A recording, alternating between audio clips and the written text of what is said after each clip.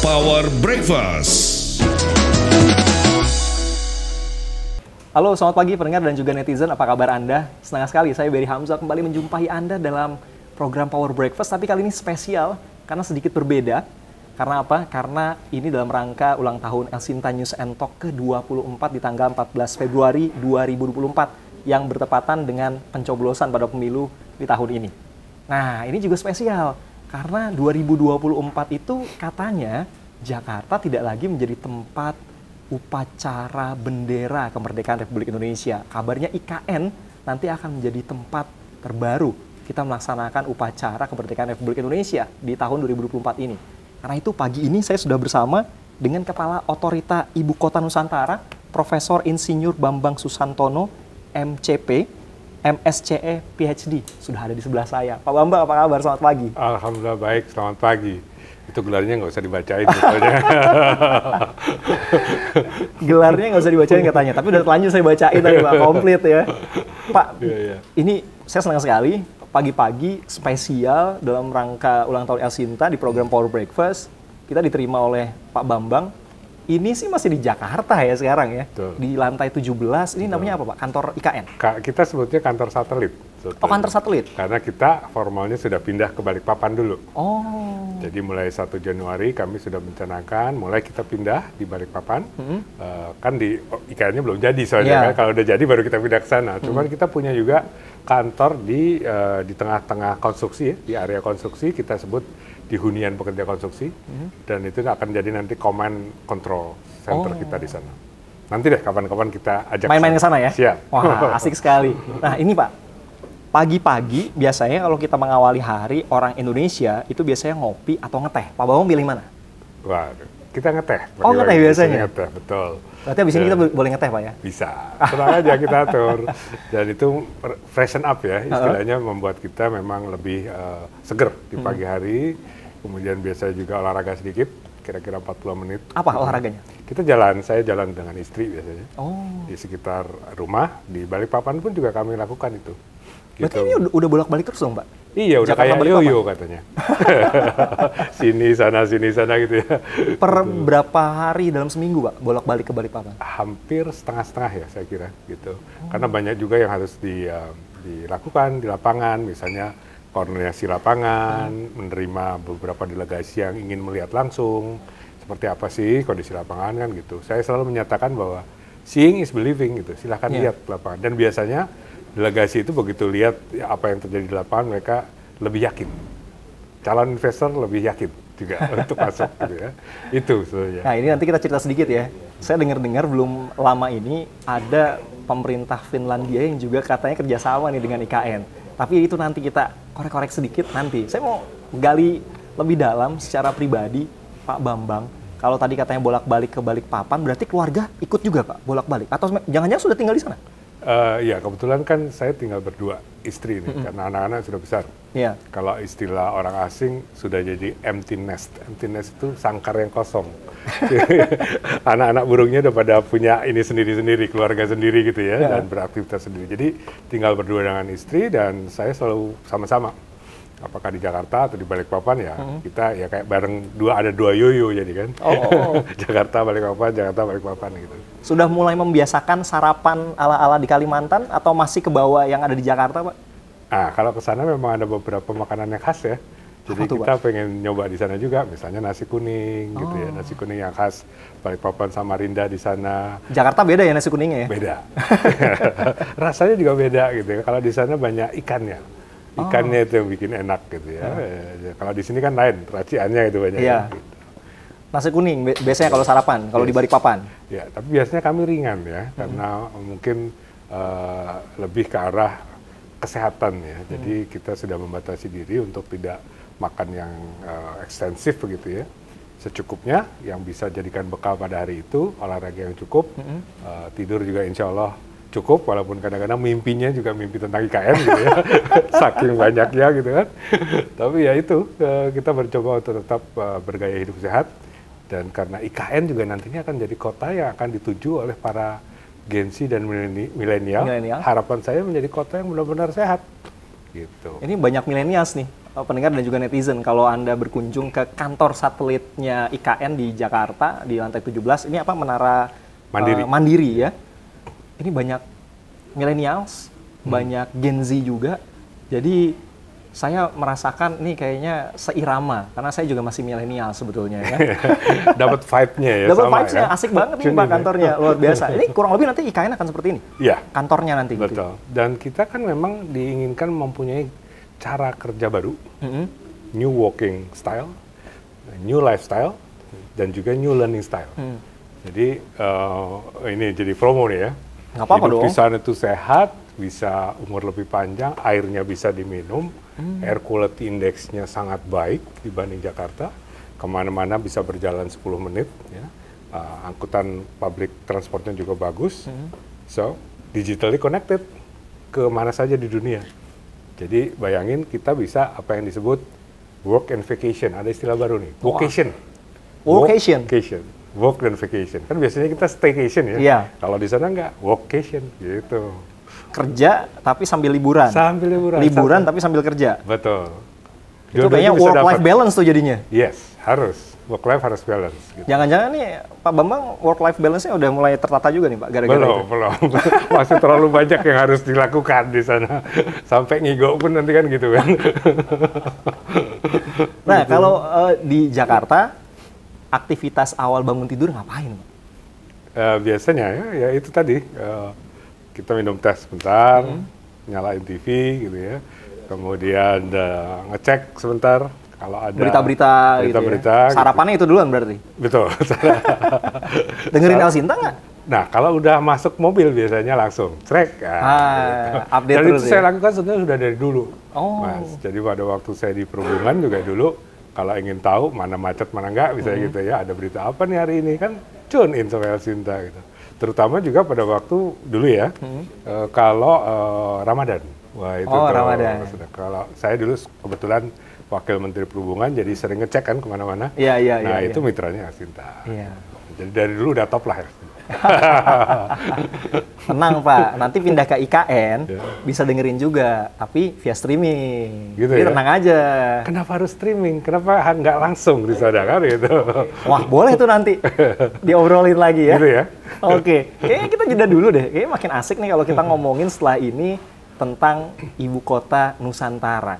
Kita tahunya kemarin ini juga rame kan dibahas pada saat debat pemilu nih ya, Pilpres. Tapi kita nggak akan masuk ke ranah politik, tapi kita ingin tahu bagaimana sih gambarannya sekarang, terus update-nya, investornya sudah berapa banyak.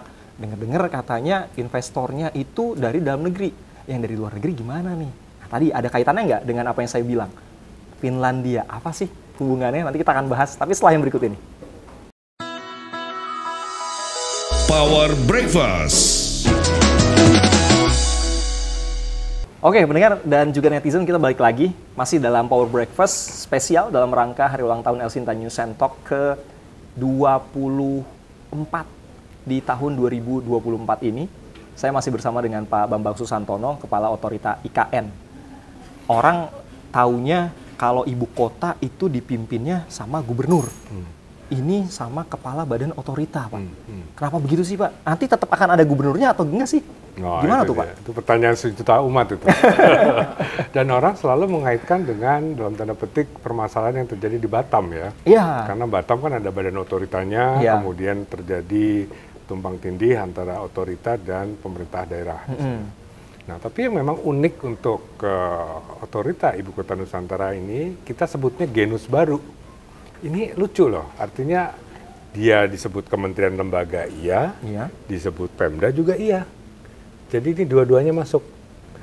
Jadi sebagai pemerintah daerah khusus, dia akan berfungsi sebagai pemerintah daerah, melayani warga dari A sampai Z, dari lahir sampai mati gitu kan. Tapi juga dia sebagai kementerian lembaga, dia sejajar dengan para menteri. Jadi dia di-treat sebagai satu di antara kementerian dan lembaga. Ini up atau naik level dong jadinya ya? Ini khusus. Khusus? Iya, karena memang genus baru tadi? Genus baru. Dari secara hukum tata negara pun baru. Ya. Dan karena dia merupakan area khusus dari satu pemerintahan. Ya. Mungkin juga kalau kita lihat kasus yang hampir sama adalah di Canberra. Canberra itu juga special territory ya. Jadi ada special area yang memang dipimpin oleh seseorang yang menjadi kepala area tersebut dan jabatannya itu setingkat menteri dan langsung bertanggung jawab kepada presiden. Jadi kalau pertanyaan tadi, apakah nanti akan ada gubernur? Kalau dalam undang-undangnya nggak ada, ya ada kepalanya kepala otorita itu. Kepala otorita IKN. Betul. Dan itu nanti akan berfungsi sebagai kepala pemerintah daerah khusus di area yang sudah disepakati, dan satu lagi dia juga setingkat menteri. Gitu. Ngomong-ngomong soal pembangunannya gimana Pak sekarang Pak? Insya Allah Sudah berapa persen ya kira-kira? Nah ini menarik ya, jadi karena kita setiap kali kita ada investor baru, ada proyek baru, memang kita menghitungnya sekarang istilahnya batch by batch. Nah kalau yang batch 1 itu, yang memang sudah dimulai, bahkan sebelum saya ditunjuk, dari tahun 2021, 2022 itu ya, itu sudah mencapai 70%. Contohnya adalah dam atau bendungan Sepaku Semoy. Itu damnya sekarang sudah mulai diairi dan dalam beberapa minggu ke depan dia akan mencapai puncaknya airnya. Air ini penting karena banyak orang yang tanya, Kalimantan susah air loh Pak, gitu kan, gitu ya. Gimana dapat airnya di sana? Apalagi kita mendeklarasikan airnya bisa diminum. Berarti ini untuk kebutuhan life supply dari sisi airnya tadi. Betul. Jadi ini contoh kegiatan-kegiatan memang sudah dimulai sebelum kami ditunjuk, bahkan sebelum otorita terbentuk, tapi sekarang memang sedang dalam tahap penyelesaian. Nah itu banyak yang sudah sampai 70%. Ini yang batch pertama tadi. Batch pertama. Istana misalnya itu juga sudah di atas 50%. Ya. Nah kemudian tentu ada yang baru-baru nih, yang baru-baru. Tapi yang menarik juga ada swasta yang membangun hotel, namanya Hotel Nusantara. Itu bahkan sekarang sudah hampir topping off, selesai. Hanya dalam 4 bulan. Ngebut banget Pak. Iya, itu dia. Teknologi itu memungkinkan ternyata ya, di situasi tertentu, kondisi tertentu, itu memungkinkan di mana kita bisa membuat satu langkah-langkah percepatan lah, membangun satu fasilitas seperti itu. Jadi kembali kepada pertanyaan, apakah kita on the track? Yes, kita masih on the track. Bahkan sekarang kita ingin mesin yang kedua itu, kan kita punya 3 mesin sebetulnya. Mesin pertama adalah APBN, Anggaran Pendapatan Belanja Negara, duit pemerintah, gampangnya. Yang kedua adalah domestik swasta lokal ya. Investor lokal. Investor lokal, ini juga sudah 4 kali groundbreaking. Ya, insya Allah nanti yang kelima akan segera. Kemudian nanti kita akan melihat yang benar-benar dari asing. Walaupun sekarang yang lokal ini juga bekerja sama dengan asing. Gitu. Tapi yang asing ini nggak mau langsung di depan. Gampangnya begitulah gitu ya. Karena mereka memang kalau asing namanya juga jauh ya dari sini. Jadi mereka juga menitipkan kepada yang lokal. Coba dah Anda lihat dulu seperti apa, kalkulasinya seperti apa. Itu yang terjadi. Itu sebetulnya. Tapi mereka juga masuk sebagai partner misalnya begitu. Nah, dengan masuknya investor atau sektor swasta tadi Pak, ke IKN, ini menunjukkan apa sih sebetulnya? Apakah memang sebegitu optimismenya? Karena kan kemarin tuh ada nada-nada pesimis tuh Pak. Ini gimana sih sebetulnya? Ceritain dong Pak. Jadi sebetulnya kalau kami di dalam ini bekerja ya, kalau kita lihat di sini aja nih, teman-teman yang bekerja di sini nih, kita semua profesional. Ya. Sebagai teknokrat profesional, kita melihat bahwa ada amanah dari rakyat Indonesia melalui undang-undang untuk membangun IKN. Gitu ya. Dan ini program sudah berjalan.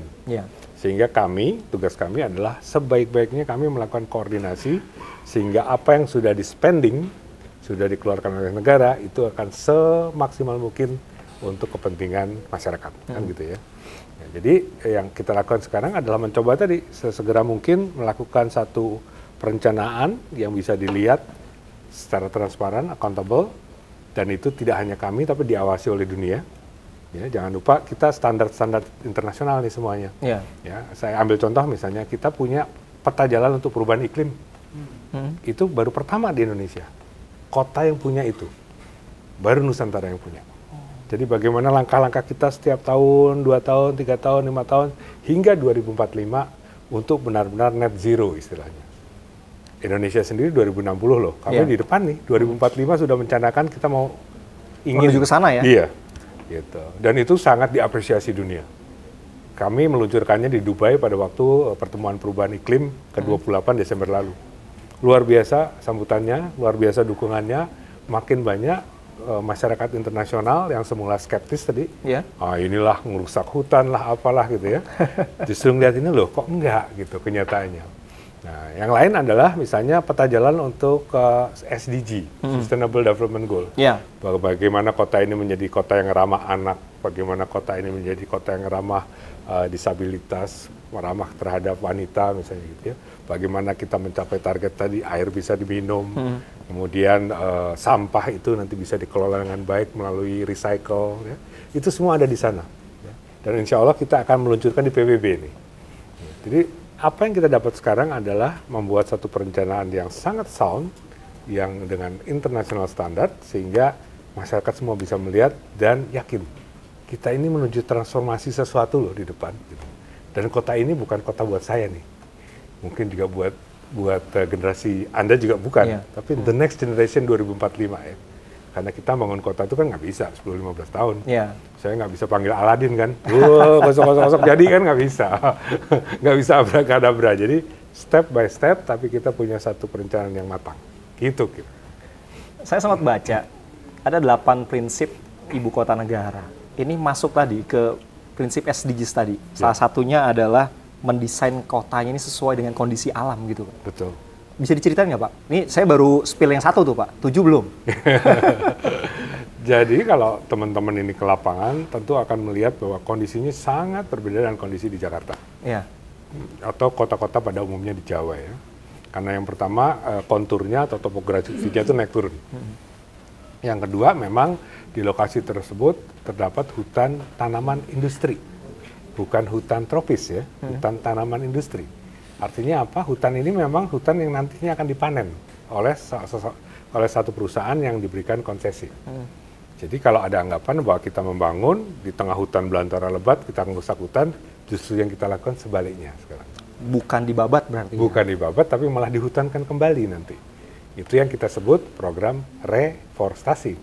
Kalau dulu kita sangat sering kali dituduh kita sering melakukan deforestasi kan.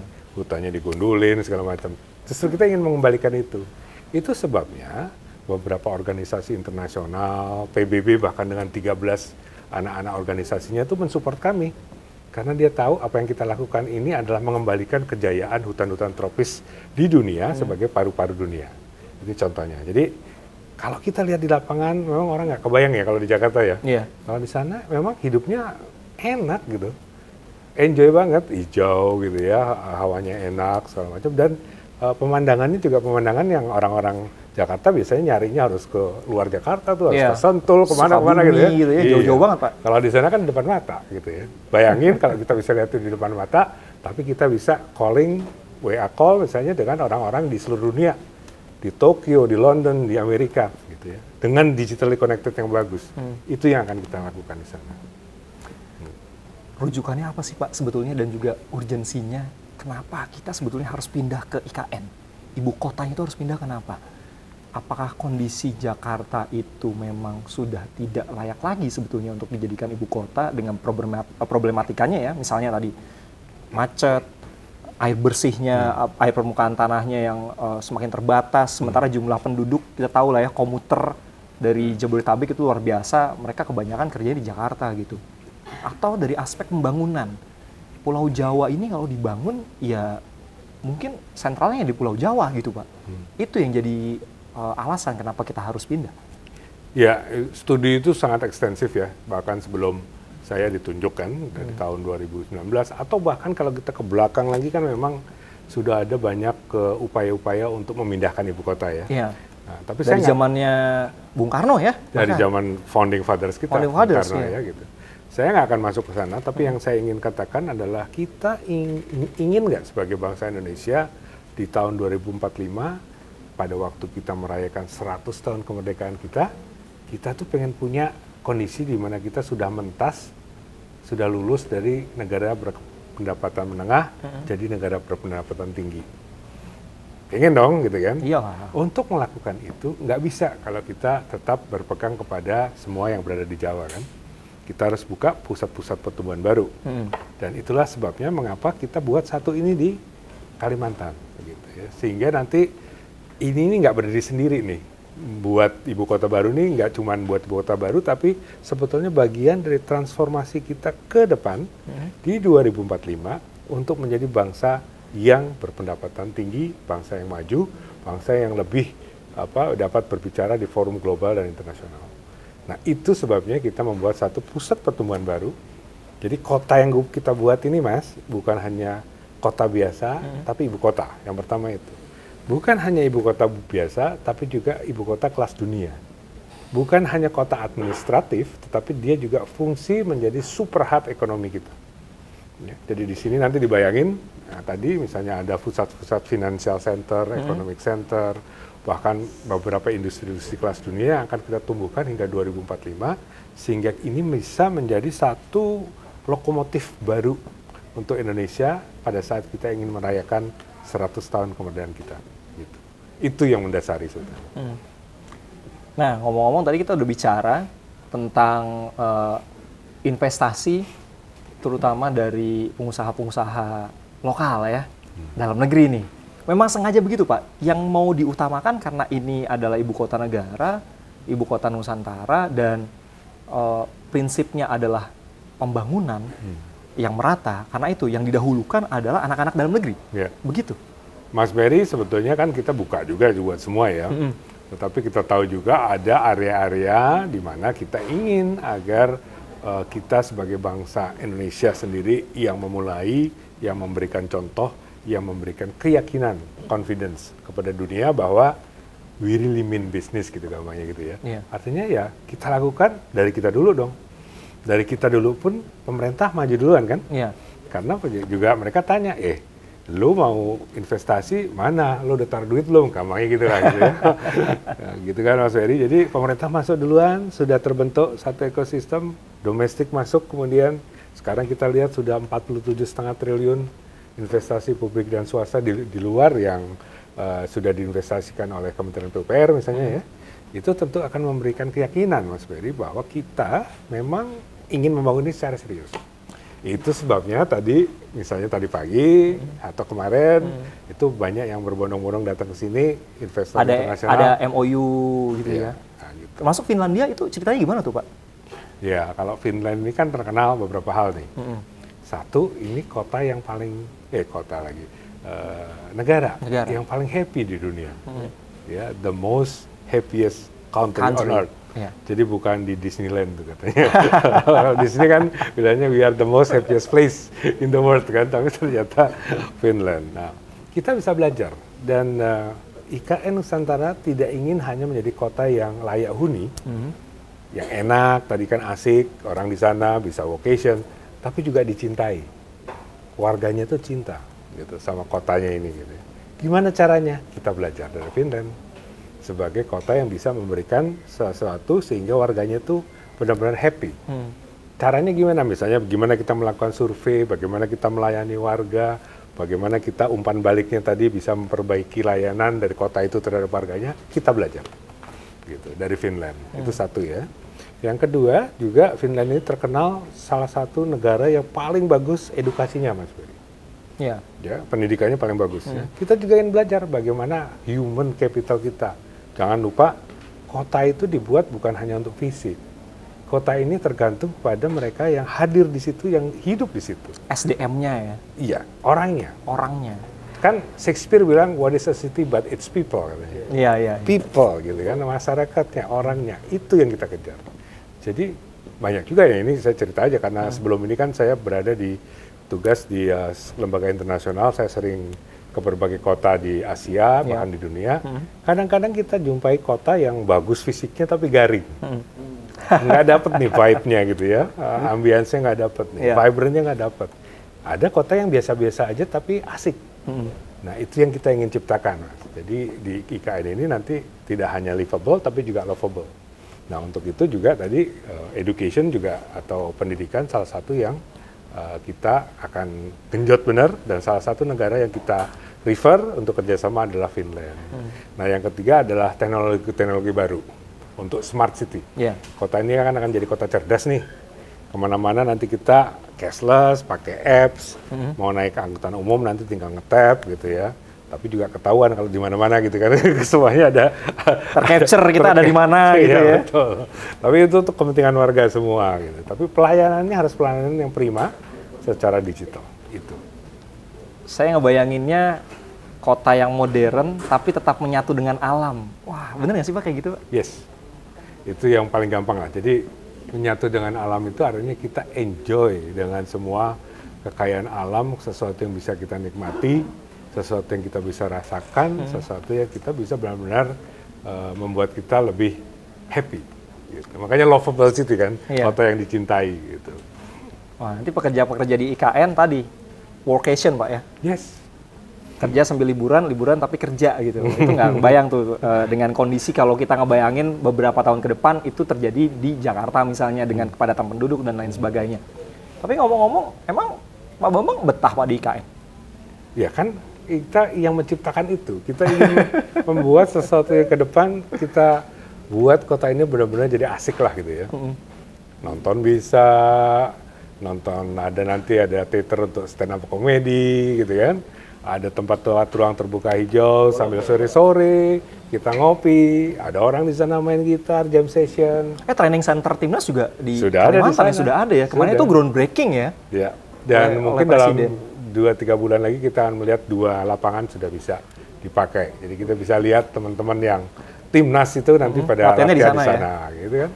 Gitu. Jadi sesuatu yang memang kita inginkan, teman-teman milenial itu harapkan ke depan, itu kita wujudkan di situ. Asiknya gitu tuh. Ngomong Pak, pindahnya kapan? ASN-nya atau aparatur negara itu akan mulai pindah ke IKN kapan? Mereka akan bertahap mulai dari Juli, September, Desember dan seterusnya. Tahun ini ya, 2024 ya? Tahun ini. Itu nanti akan diseleksi dulu siapa yang akan prioritas ditempatkan di sana atau gimana tuh Pak? Jadi untuk yang pindah siapa itu diserahkan kepada masing-masing instansi dan kemudian Kementerian PAN dan Reformasi Birokrasi yang melakukan koordinasi di antara para instansi ini. Jadi memang sudah ada gampangnya panitianya lah gitu untuk pindah siapa duluan. Ini apakah yang masih jomblo duluan pindah atau sudah punya anak atau enggak, itu udah ada yang ngatur gitu. Tapi itu akan kita lakukan bertahap dan yang ingin kita sampaikan juga adalah kita ingin yang pindah ini fasilitasnya udah ada. Kan sekarang misalnya sudah ada 3 rumah sakit yang groundbreaking. Gitu ya, hotel sudah 6 gitu ya. Jangan sampai nanti kalau menempatkan ASN atau siapapun ya pejabat negara di sana, fasilitas yang biasanya mereka dapatkan basic lah ya, dasar kan kebutuhan akan kesehatan, pendidikan, rumah tinggal itu jangan sampai belum ada kan Pak ya? Betul. Bahkan nanti ya? Bahkan nanti baksonya udah ada, pecel lelenya ada, gitu kan, kopinya udah ada. Itu kan yang teman-teman yang Gen Z milenial pengen gitu ya. Jadi ada tempat nongkrong, tempat asik, kreasi lebih baru gitu kan, ide lebih baru, inovasi segala macam itu yang kita ingin ciptakan. Jadi semua yang indah ke depan mudah-mudahan nih kita bisa wujudkan gitu di IKN nanti ya. Ini termasuk berarti teman-teman millennials dan Gen Z yang sekarang ada di kantor satelitnya IKN, mereka inilah yang nanti akan menjadi penghuni kalau saya bisa bilang begitu atau menempati ibu kota Nusantara nanti. Betul. Termasuk Pak Bambang. Jangan-jangan nanti dari manajemen Elsita Mas Berry juga yang pertama disuruh pindah. Kalau tadi pembangunannya dan membayangkan apa yang dikatakan Pak Bambang, why not? Kenapa enggak ya? Karena kayaknya asik banget Pak. Saya ngebayangin itu asik sekali gitu. Kan kalau anak-anak sekarang kalau ngeliat hidup yang rutin tuh jadi boring ya. Iya. Jakarta dari kantor ke situ kantor. Belum lagi di jalan Pak. Macet segala macam. Macet, tua di jalan kata anak-anak zaman sekarang. Di sana kan hidup sehat, fasilitas enak, bisa terhubung oke. Apalagi gitu kan. Saya sempat ngobrol juga dengan Pak Muldoko. Katanya nanti fasilitas transportasi ataupun kendaraan yang masuk di sana itu sudah listrik, electric vehicle. Ya, betul, akan seperti itu. Jadi dari tahap pertama memang kita sudah mencanangkan hanya green vehicle, hanya kendaraan yang tidak polutif ya yang akan masuk ke sana gitu. Jadi apakah itu nanti teknologinya EV atau teknologinya yang lain, hidrogen misalnya, tentu kita terbuka. Tapi yang jelas yang masuk ke sana hanya mereka yang membawa kendaraan-kendaraan yang hijau gitu. Nah, 2024 itu nanti berarti upacaranya kita akan di IKN. Upacara 17 Agustusnya nanti, Pak. Ya. Di istana atau gimana nantinya? Diharapkan istananya sudah bisa selesai tahun ini atau gimana, Pak? Insya Allah selesai. Dan bahkan sekarang kalau kita lihat ke lapangan, itu kita akan melihat hamparan hijau itu sudah ada di sana. Dan hamparan hijau itu nanti adalah sebagian dari tempat kita untuk berupacara. Jadi ada namanya Sumbu Kebangsaan, ada Bukit Bendera, ada plaza seremoni, ada tempat yang di depan Istana Persis yang akan kita jadikan tempat upacara, insya Allah siap pada waktunya. Pak, sebelum saya mau masuk ke target-target secara pribadi sebagai seorang kepala otorita IKN, saya ingin tahu dong Pak, gambaran dari atau apa sih yang ada di benak Presiden Jokowi dengan IKN ini sebetulnya? Sehingga kemudian Pak Bambang juga harus menerjemahkan, meskipun tadi ya, kota ini adalah kota untuk masa depan, untuk generasi penerus kita Pak, sampai nanti di tahun 2045 dan seterusnya begitu. Apa sih yang ada di benak Pak Jokowi sebetulnya? Kalau saya coba baca dan terjemahkan dari apa yang sering beliau sampaikan ya, kan kita juga sering mendengar nih, bahwa memang yang beliau inginkan adalah satu transformasi. Ya, transformasi yang diwujudkan salah satunya melalui pembangunan Ibu Kota Negara Nusantara. Ya. Nah, transformasi inilah change of mind, change of the way we do business, change the way we live, work, and learn, gitu ya. Ini yang akan kita wujudkan di sana, dan itu visi beliau secara makro, gitu ya. Nah, sebagian tentu akan dilakukan dengan membuat satu super hub yang namanya IKN Nusantara ini. Gitu ya. Nah, tapi untuk menuju itu kan harus ada konsistensi ya, gitu, dan ada satu perencanaan yang jangka panjang. Saya kira itu, sependek pengetahuan saya ya. Harusnya nanyanya ke beliau langsung. Nah, kalau Bapak sebagai seorang kepala otorita IKN, ada target atau keinginan Bapak, karena tadi ini genus baru, kepala daerah bukan, tapi punya kewenangan setingkat kepala daerah, kemudian dia sama juga seperti selevel dengan kementerian ya, lembaga kementerian. Ada target atau ada pandangan Bapak yang kayaknya saya harus membuat IKN menjadi seperti ini gitu misalnya?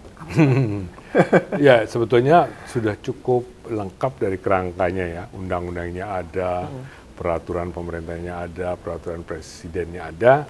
Tentu sekarang masuk ke level teknis, teknokratis istilahnya ya. Kebetulan saya juga belajarnya bidangnya perencanaan kota dan wilayah. Sehingga tentu bagi seorang urban planner seperti saya, betapa indahnya mencoba untuk berbagai konsep terbaik di dunia untuk diimplementasikan di ibu kota baru. Ya, jadinya seperti apa, ya kita nanti akan lihat kan 2045. Dan saya tahu persis bahwa ini pasti akan berada di luar term saya, waktu saya. Karena bangunnya 2045. Ya. Saya paling lama 5 tahun. Gitu ya. Nah, tentu yang harus kita lakukan sekarang adalah membuat semua perencanaan itu ada. Jelas arahnya, kemudian bisa diikuti, bisa dan juga bisa evaluasi secara berkala. Karena pasti ini akan sifatnya dinamis. Ya. Perkembangan teknologinya kan luar biasa ya. Nah, ke depan misalnya nanti akan banyak robot di sana, di IKN Nusantara. Semuanya pakai drone misalnya begitu ya untuk ngawasin kotanya. Ada nanti sky taxi, mobil terbang di sana, seliweran misalnya begitu. Ya. Nah, ada lagi mobil-mobil angkutan umum tanpa awak di sana. Itu kan membutuhkan perencanaan yang panjang ya, jangka panjang. Tapi kita harus letakkan fondasinya sekarang. Nah, meletakkan fondasi itu saya pribadi disitulah tugas saya untuk mengantarkan kota ini menjadi kota mereka-mereka yang akan memiliki ke depan. Tugas saya cuma mengantar. Yang akan memiliki adalah Gen Z, milenial, dan seterusnya. Mereka lah yang nanti akan menjadi aktor utama membangun Indonesia ini menuju Indonesia Emas. Wah, kira-kira gitu Mas. Luar biasa. Jadi tujuannya bukan di masanya Pak Bambang, tapi Pak Bambang ini sebagai jembatan mengantarkan menuju ke arah sana. Ya. Keren Pak. Pak, ada pesan kepada mereka-mereka yang masih skeptis, masih pesimis dengan adanya IKN, atau karena ini, kita sih nggak mau ngomongin politik Pak, tapi ini sudah jadi komoditi politik juga di Indonesia, dan mungkin juga pesan kepada mereka-mereka pengusaha-pengusaha terutama Indonesia ataupun asing yang belum bergabung di IKN, apa yang ingin Bapak sampaikan? Yang pertama, kesempatan itu nggak akan datang mungkin 2 kali. Bagi kita semua bangsa Indonesia untuk membuat satu kota yang benar-benar kita bisa banggakan, yang layak huni sesuai maunya kita, tapi juga yang kita cintai. Karena kadang-kadang kita saking empatnya nih, macet melulu segala macam gitu kan, gimana sih nggak enak hidup di sini mau pindah gitu ya. Bisa nggak kita punya kota yang memang kita, aduh asik banget nih, yang justru yang di luar kota itu udahlah kamu pindah sini aja nih, the best place on earth gitu ya. Makanya tadi kan kita bicara lovable city kan. Nah itu kesempatan itu yang ada sekarang.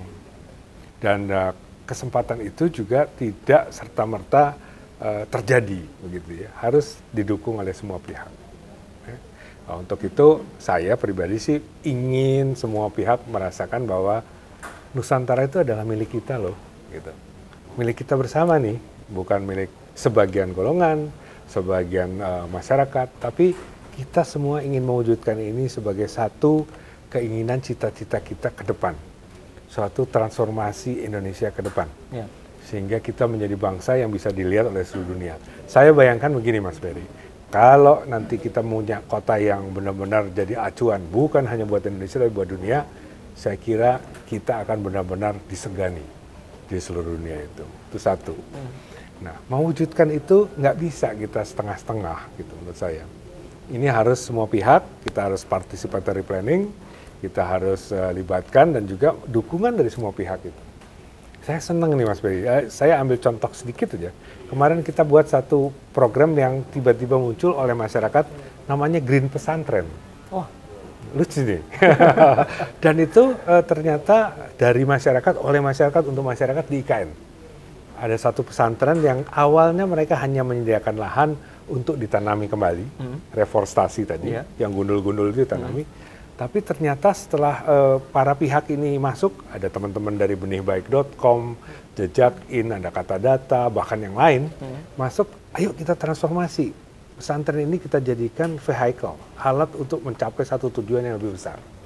Jadi nanti pesantren itu akan menjadi green pesantren, energinya dari surya, airnya bisa di-recycle, air hujan nih, prinsipnya nggak boleh terbuang gitu aja, tapi juga airnya itu nanti bisa di-recycle, diperbarui, dimanfaatkan bisa jadi wudhu, ya, wudhu dan sebagainya.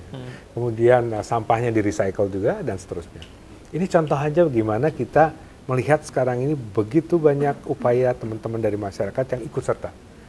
Dan saya ingin ini juga nanti akan sesegera mungkin dilipat gandakan. Makanya saya ingin menghimbau teman-teman, ayo datang ke IKN. Gitu ya. Kita datang ke IKN, kita lihat di sana, seeing is believing, mari kita bangun sama-sama, Anda akan jadi pelaku sejarah, dan insya Allah kita semua, kalau nggak kita, tapi anak cucu kita ke depan, Indonesia di masa depan yang akan meraih kejayaannya. Saya kira itu Mas Ferry. Wah, keren sekali. Saya boleh tepuk tangan? Kita boleh tepuk tangan? Keren nih teman-teman yang ada di Badan Otorita IKN. Mudah-mudahan tepuk tangan kita semua nggak ganggu yang lain lagi kerja ya. Pak Bambang, terima kasih untuk waktunya. Sama-sama. Kayaknya habis ini boleh Pak kita ngeteh bareng ya, sesuai di awal tadi. Sore. Nanti kita kapan-kapan mungkin ya, kita ada kesempatan Elsinta bisa main langsung ke IKN. Ngobrolnya, wawancaranya bukan lagi di kantor satelitnya IKN yang masih ada di Jakarta, tapi di IKN-nya langsung nih, ketemunya sama Pak Bambang, kita bisa ngelihat gambarannya seperti apa di Ibu Kota Nusantara. Pak Bambang, terima kasih sekali lagi. Sama-sama Mas untuk waktunya, sukses terus untuk Pak Bambang dan juga Otorita IKN, mudah-mudahan lancar semuanya, target-target yang ditargetkan ya untuk pembangunan IKN. Nanti kita tunggu nih, 17 Agustus 2024 akan ada upacara kemerdekaan Republik Indonesia untuk pertama kalinya di Ibu Kota Nusantara. Mungkin Presiden nanti ya akan hadir secara langsung begitu Pak ya? Harus ya? Akan memimpin ya. Memimpin ya, oke. Sukses terus buat Elsinta. Terima kasih Pak Bambang. Selalu jadi sumber yang terpercaya. Amin, gitu ya. Amin. Mudah-mudahan. Terima kasih juga untuk Anda pendengar dan netizen. Kita ketemu lagi nanti dalam program Power Breakfast di kesempatan lainnya. Saya Berry Hamzah. Sampai jumpa. Power Breakfast.